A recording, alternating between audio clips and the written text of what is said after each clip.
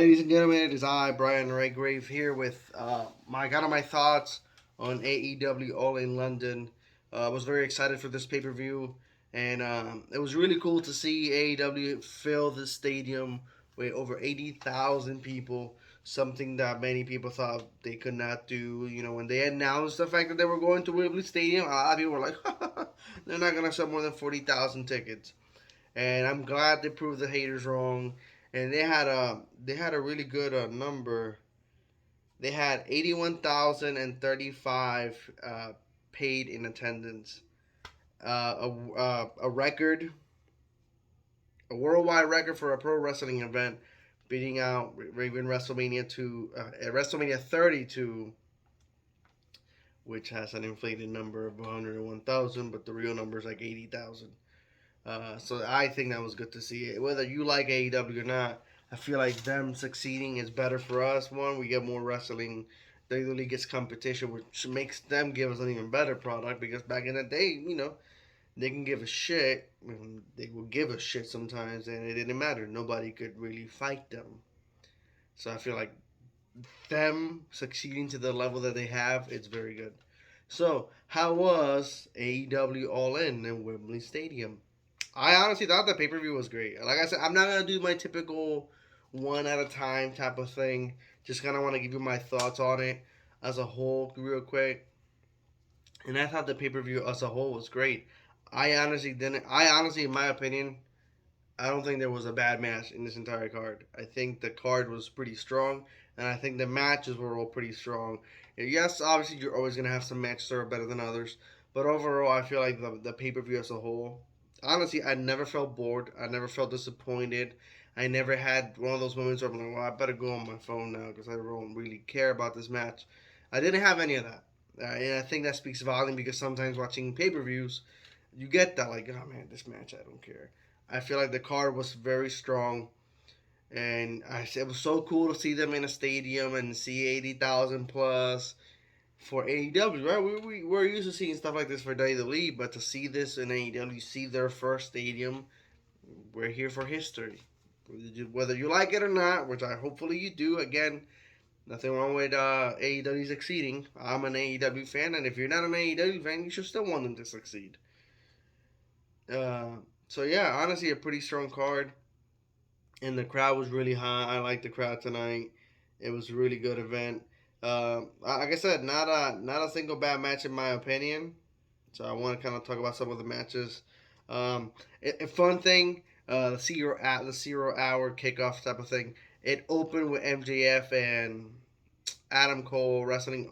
Also opened, and it's cool because MJF and Adam Cole opened the night and they also closed the night. I think that was really dope. The fact that they were the opening match and the fact that MJF and Adam Cole were also closing the whole night. I think that was pretty cool to kind of see, pulling double duty. It was really good, and their opening match was pretty solid, pretty good.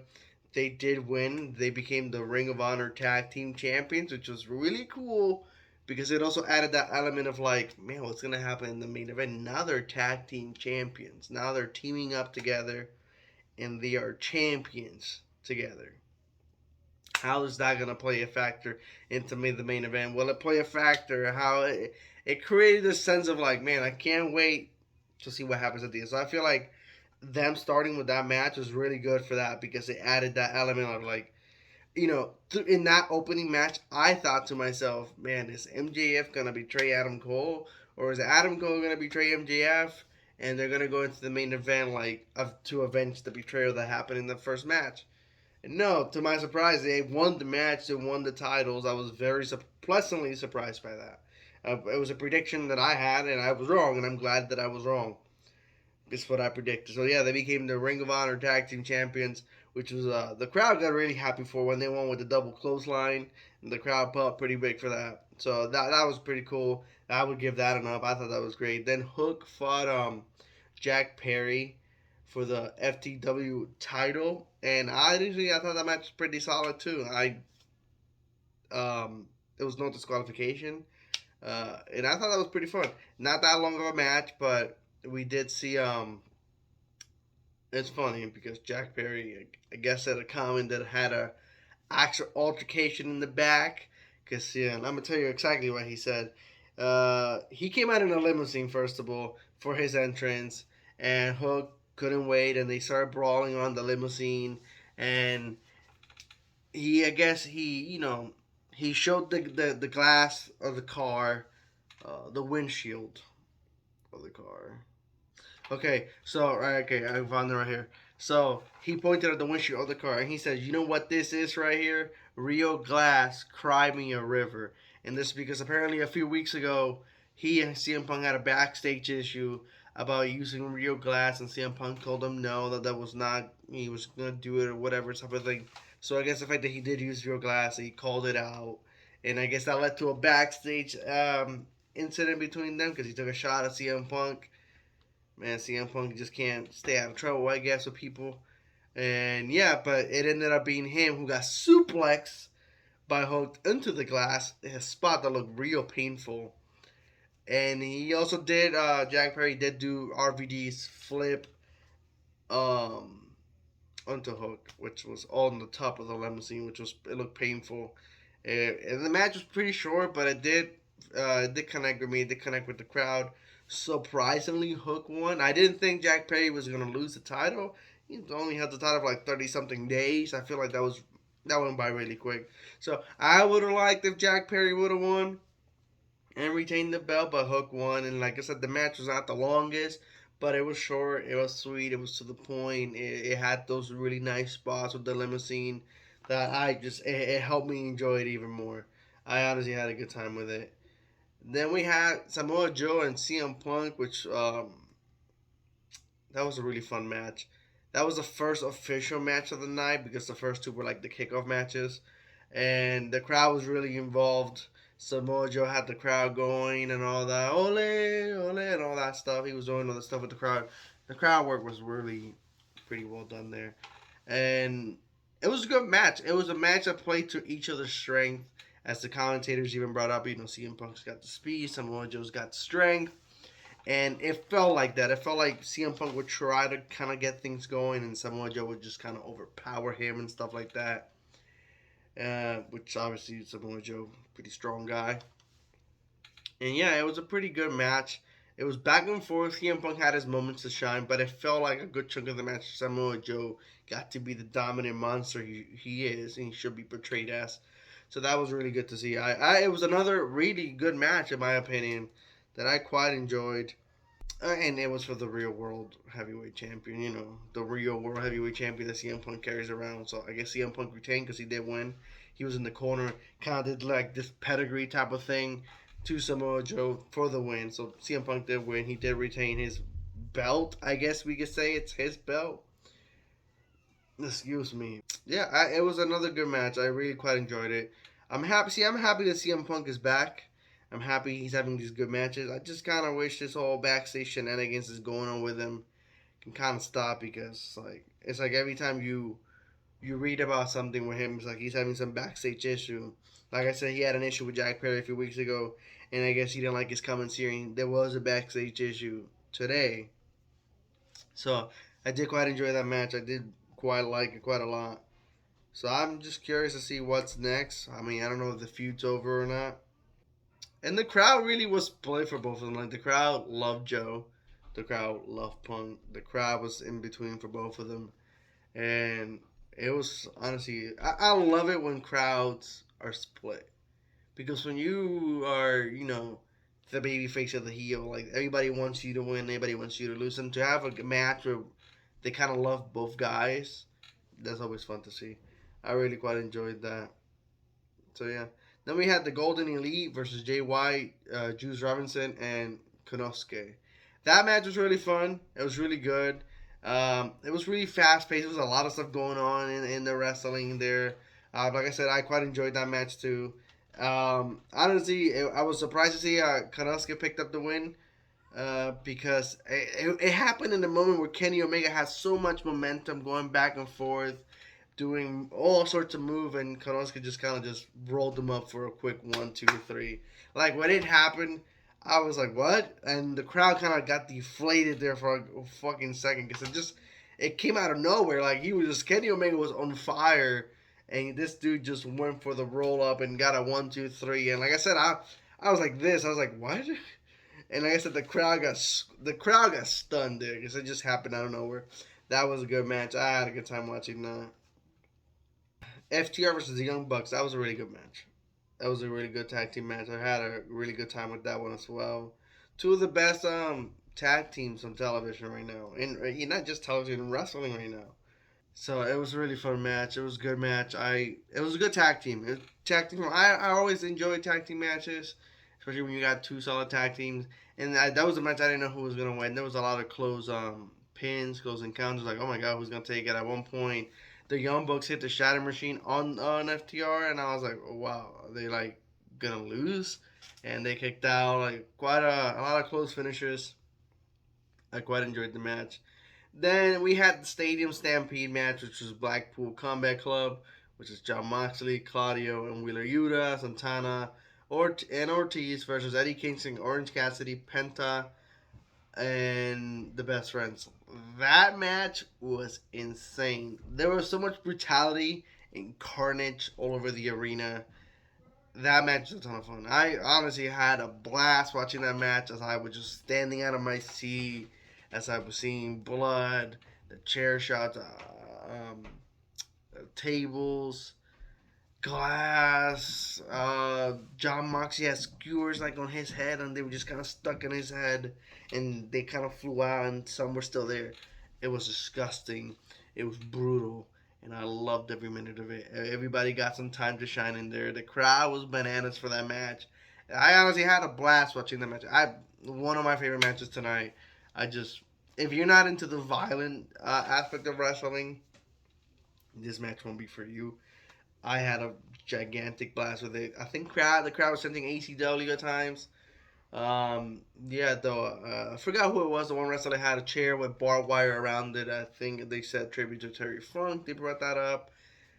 And it was just so brutal. Like, I had such a good time watching this match. I forgot what pay per view it was recently that they had a match like this.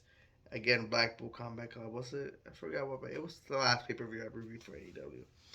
And it was just so much fun. I like these multi-man brawl matches where they're all killing each other and there was blood everywhere. Orange Cassidy was awesome. Everybody played their part so well. Uh, really, honestly, I just felt like, and it was perfect for the crowd, right? Big stadium, so everybody was all over the place. The crowd, like I said, the crowd loved it. You really couldn't have gone wrong with this match for the stadium. It's just, I feel like the crowd was really into this. Again, this is not everybody's cup of tea, not everybody's type of match. Uh, the Blackpool Combat Club, they did lose. Cassidy pinned Claudio. So at one point, he put a bunch of tape around his fist, and he broke glass, and he had glass all over here. Yeah, and he hit Claudio with like three like orange punches, Superman punches, or whatever, and he got the pin, and the crowd loved it. And honestly, the match was great. I honestly kind of want to watch that match again because it was one of those matches I'm like I had a ton of fun with. The chaos, sometimes you want to watch wrestling to watch his one-on-one like technical masterpiece, who's the better wrestler. But sometimes you want to watch wrestling, you just want to watch brutality and carnage and all hell break loose. That's what this was. I had a ton of fun with this match. Then we had the Fatal Four Way. We had Shida, Saraya, Tony Storm, and Britt Baker. And this one was a little slower than I would have liked, but it still was. I still had a lot of fun with it. And so Saraya came out to "We Will Rock You" by Queen. Her whole family was with her. Obviously, London's gonna love her, obviously. And yeah, like the thing about this match, I think the important aspect about the match, which is the most interesting, is what's gonna happen with the Outcast now because Tony and Saraya got into an argument about who was gonna win the title, and they were arguing about it, and eventually Tony accidentally hit Saraya's mom, which created a whole debacle among them, and Saraya started, hitting her. They started fighting. Ruby came out because Tony was about to fucking attack Saraya on the corner, thrown like this. No pad on the turnbuckle. She's like, your neck, her neck, her neck, and that just broke out into another war. The idea is Saraya won by pinning Tony Storm to win the title. I am glad with the result. I am super happy with the result. I'm just interested to see what's going to happen with Tony, Ruby, and her. Now, the faction kind of started to break apart right there. So I feel like that match, like I said, it was a little slower than I would have liked, in my opinion. But I still had quite a good time with it, and I think Saraya winning was like really good. So possibly the best casket match I've ever seen. So it was Sting and Darby versus Christian and Swerve. The coughing match is essentially a casket match, which we've seen in WWE. Yokozuna, Taker, Kane, Daniel Bryan. We've seen these types of matches before. This might be the best coffin casket match I've ever seen. Like, this was really good. It was pretty hard hitting. They sure use the coughing a lot like a weapon, throwing people on it and stuff like that. It was fun. Again, another 2-on-2 match. It's everybody in the ring at the same time. No tagging, no nothing. And like I said earlier, I love when you see all these guys just kind of being brutal and attacking each other. And man, it just amazes me how Sting can still go pretty good. I think Sting. See, as I watch the match, I'm like, man, Sting can really move out there still. Like, the man is super old. The man has had a long career, and he can still put on a pretty good performance. And I'm happy to see Sting. Whenever I see Sting wrestle, I'm never disappointed, and I never feel like, man, you should really stop. I've not felt that yet. I still feel like he puts on a show. And this whole thing with Darby for the past few years have been great. And this match was great, and Swerve was great, and Christian was great. Uh, at one point, Christian, he had Darby. He was telling him, "You're never gonna have my championship," even though he's not the champion. Like that, pretty funny. Overall, the finish was pretty. It's nice. It almost seemed like Sting was gonna lose. Swerve throws Sting inside the coffin. He threw the bat in it. Spit on the bat before he threw the bat in there, and then Sting used the bat to kind of escape, and so that was cool. Eventually, Sting got Swerve inside. Swerve was trying to escape. He couldn't. He was pinching his fucking fingers and all that. Eventually, Swerve was like out, half out the coffin, while Sting was holding him down. And then Darby did the coffin drop on top of the coffin while Swerve was inside, and they put him inside, and there was 1, 2, 3. Not 1, 2, 3. Coffin close. They win. Fun match. I honestly had a good time with this match too. I honestly thought like there really wasn't anything bad here. Will Ospreay beat Chris Jericho in another. This was probably one of my least favorite matches in the card, but it's not because the match was bad. The match was really good too. I don't even think it was my least favorite match.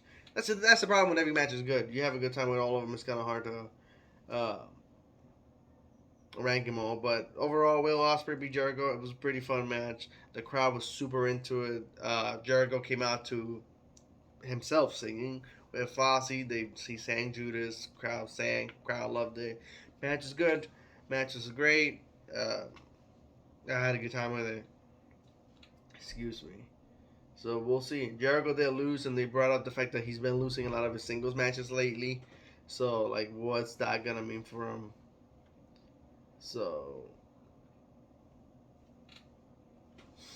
yeah, so we gotta see what's up with Jericho. Like if he keeps losing, he did push Sammy after the match was over. Sammy went to make sure he's okay.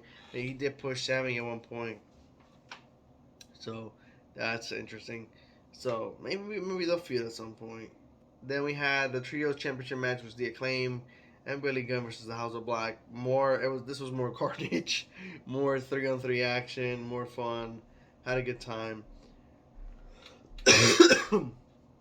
Shockingly, I don't know if to say shockingly, the Acclaim did beat the House of Black, and I kind of surprised me because I honestly kind of like having the House of Black having the titles. The House of Black did pay a tribute to Bray Wyatt. I think it was Murphy who was carrying the little lantern that Bray Wyatt uses, which we lost Bray Wyatt recently. I made a video about that. That really did break my heart. Honestly, this match was just more carnage and more fun.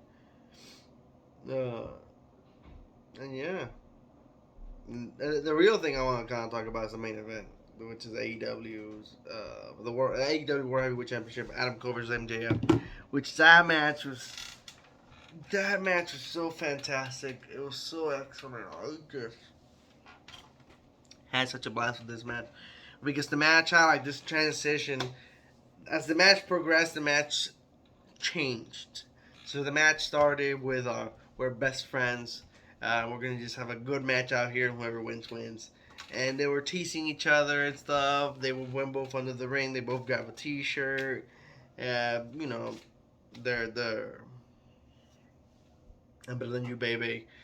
And yeah, and then as the match was progressing, hey, let's shake hands and all that.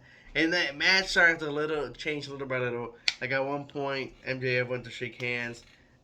I poked the eye. Adam Cole didn't like that. Adam Cole slapped him. And as the match progressed, the match started to get more violent, more hard hitting, and like the whole best friend stuff was like kind of starting to go out the window. There was a brutal like suplex on the steel steps, and when I mean the steel steps, I don't mean like David Lee does on the little flat steel steps. No, on the actual steps, I thought MJF was dead. I'm like, oh my god, that was brutal. And yeah, as the match progressed, it almost started to feel like Adam Cole was willing to do anything to MJF, but MJF would not do the same to Adam Cole. Like at one point, he was gonna tombstone power driver him on the announcer table, MJF, and he refused not to. Adam Cole did do it to him. So it started the match. The story is like we're best friends. We're out here to tell, see who's better. To Adam Cole's like really trying to do anything to win here, but not MJF. At one point, MJF was gonna cheat, use the ring to hit. Adam Cole couldn't do it. Put the ring back. Roderick Strong comes in, low blows, low blows. MJF, I thought Adam Cole was gonna take it. He did not win with that, and he didn't. He's like he didn't get out. Like he didn't want him there. He didn't want him there. He was trying to do this the right way. It was crazy, and eventually it came out to a draw. The crowd started booing because double clothesline, 1, 2, 3. Both men had their shoulders down, and it was a draw. And I'm like, we can't possibly end the night like this. The crowd was booing. Then MJF said, Adam Cole said 5 more minutes, that they should have 5 more minutes. And I even wrote this down right here somewhere. He says 5, and then MJF replied, 5 minutes is not enough. We're going till we got a fucking winner in Wembley. And then the match is again restarted. And they start brawling again, and again Roderick Strong came out to try to help and all that stuff. All them shenanigans, I guess you could say.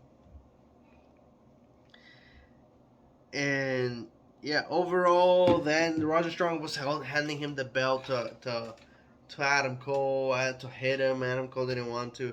The thing is, Adam Cole chose not to use the belt to not win that way, and then that got MJF to roll him up out of nowhere. 1, 2, 3. Adam Cole lost. MJF retained, and Adam Cole's face was so frustrated, so upset.